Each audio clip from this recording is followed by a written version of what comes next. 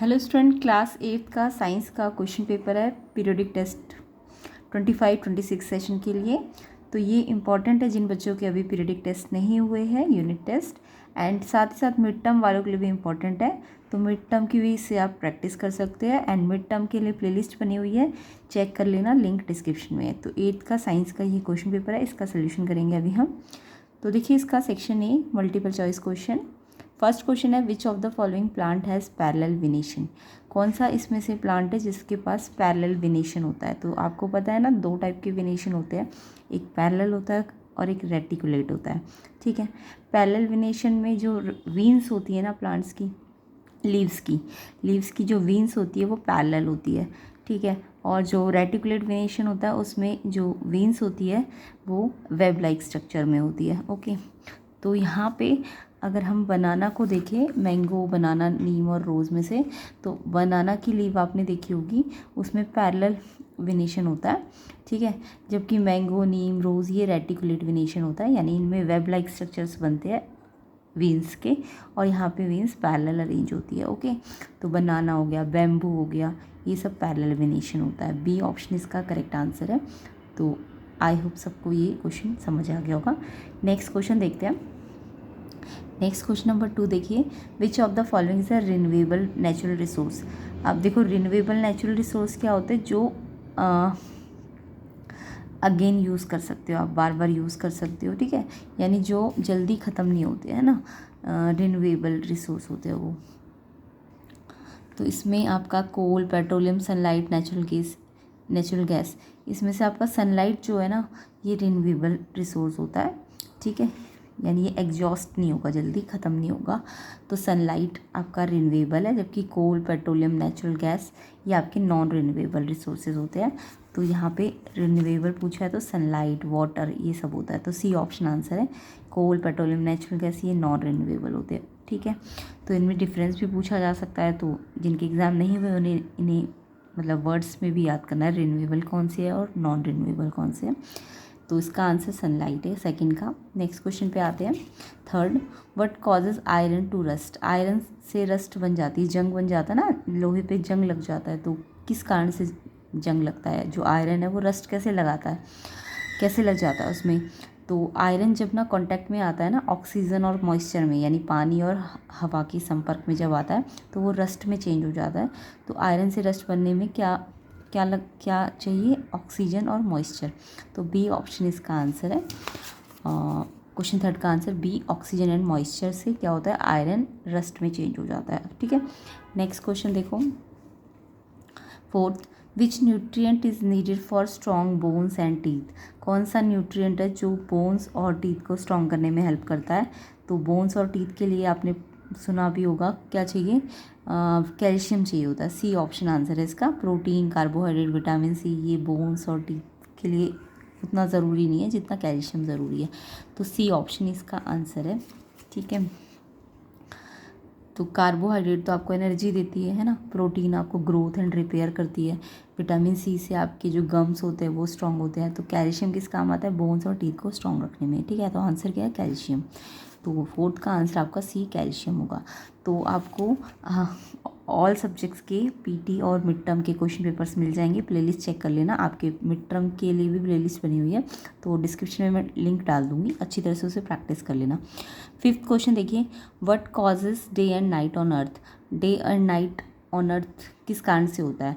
तो day and night जो होता है ना, जब ना अर्थ क्या करती है, रोटेशन करती है, अर्थ एक्सिस पे रोटेशन करती है, तो उससे डे एंड नाइट बनते हैं। और अगर रेवोल्यूशन करती है तो उससे सीजन्स बनते हैं। ठीक है, तो रेवोल्यूशन से क्या बनते हैं, सीजन्स, एंड जबकि रोटेशन से क्या बनते हैं, डे एंड नाइट। तो रोटेशन, अर्थ का रोटेशन जो होता है उससे डे एंड नाइट बनता है। तो ऑप्शन बी इसका करेक्ट आंसर है। ठीक है, तो क्वेश्चन फिफ्थ का आंसर बी, अर्थ रोटेशन आएगा।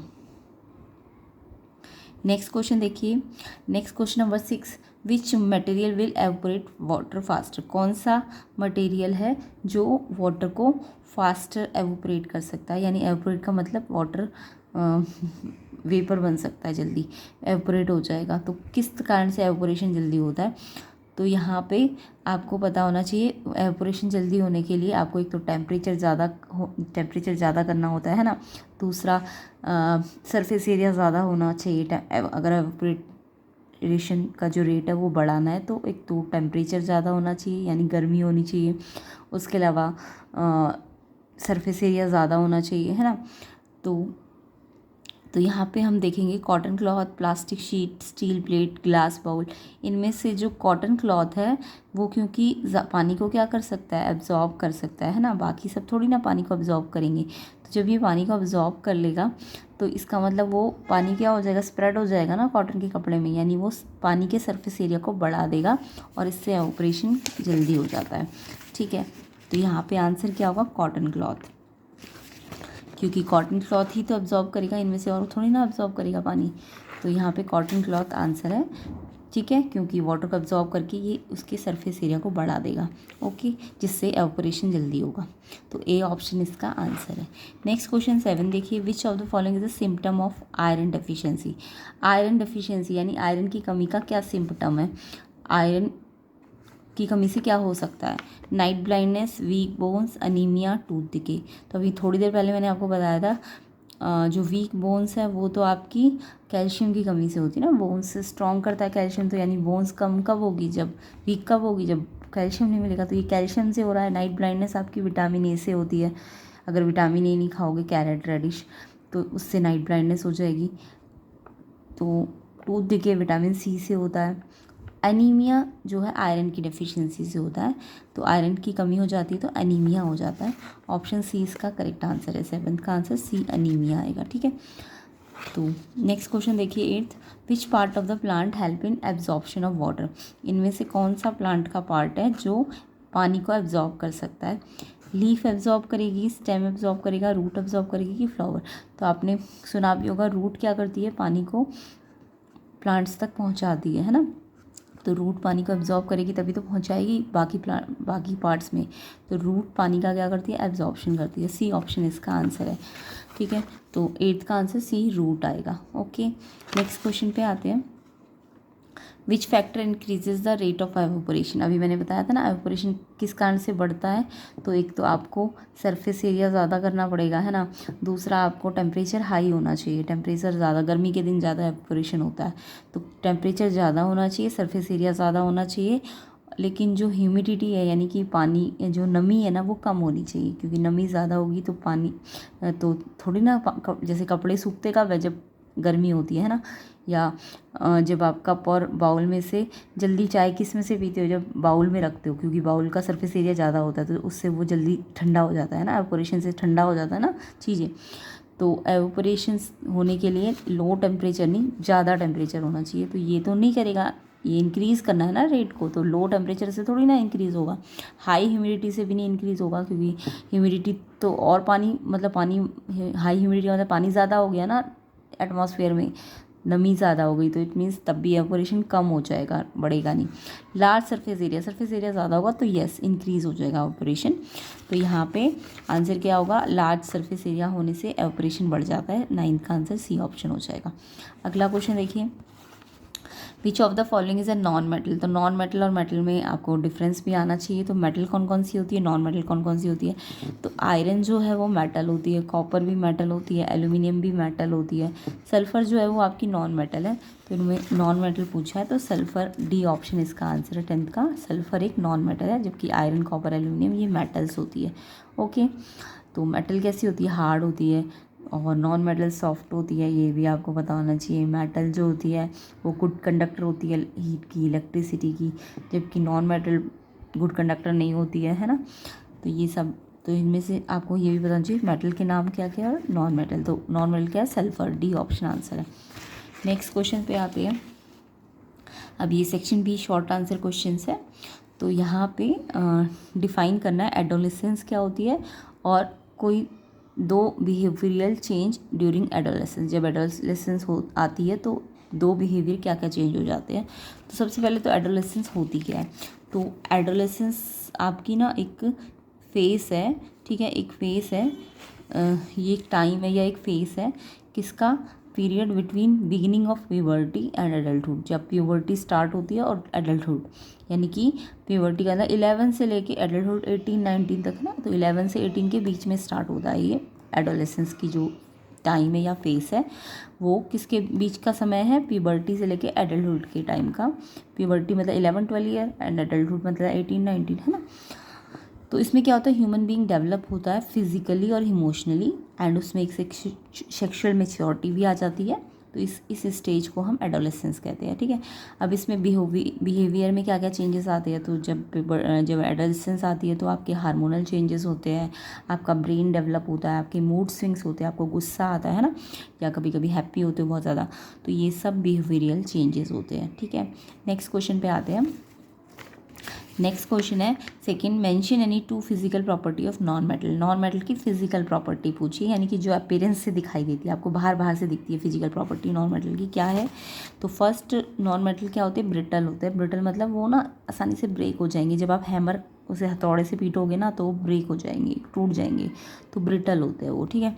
नेक्स्ट, वो पुअर कंडक्टर होते हैं हीट एंड इलेक्ट्रिसिटी के, यानी हीट और इलेक्ट्रिसिटी को अपने में से पास नहीं होने देते हैं। इलेक्ट्रिसिटी में एक एक्सेप्शन है, ग्रेफाइट, वो नॉन मेटल है बट वो इलेक्ट्रिसिटी को थोड़ा सा कंडक्ट कर पाएगा, बट बाकी सारी नॉन मेटल जो होती है वो पुअर कंडक्टर होती है, ओके। तो नेक्स्ट क्वेश्चन पे आते हैं। तो ऐसे ही कंसेप्ट एंड डिटेल सोल्यूशन आपको हर एक वीडियो में मिलेंगे।